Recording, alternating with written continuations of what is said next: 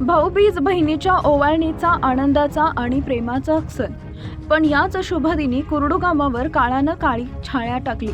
उरळी कांचन येथील बोलाई मातेच्या दर्शनासाठी निघालेल्या दोन मित्रांचा भीषण अपघातात मृत्यू झाल्यानं गाव शोक सागरात बुडालं आहे.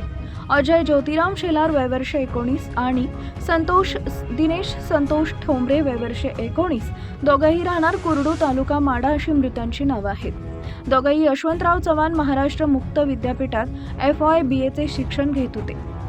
बालपणापासूनचे सख्खे मित्र, एकाच कॉलेजचे विद्यार्थी आणि एकाच गावचे रहिवासी असलेले हे दोघं भाऊ भाऊबीजेच्या दिवशी सकाळी भक्तिभावानं बोलाई मातेच्या दर्शनासाठी घराबाहेर पडले, पण परतीचा प्रवास नियतीनं कायमचा थांबवला.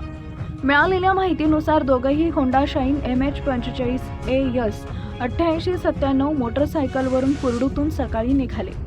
सोलापूर पुणे महामार्गावरील मळद गावच्या ओव्हरब्रिजवर 10च्या सुमारास सोलापूरच्या दिशेनं जाणारा कंटेनर MH43 BP 8919 अचानक हायवेवर दुभाजक तोडून पुण्याकडे जाणाऱ्या मोटरसायकलला जोराची धडक दिली. या भीषण धडकेत मोटरसायकलवरील युवक 30 फूट उंचीवरून सर्व्हिस रोडवर फेकला गेला.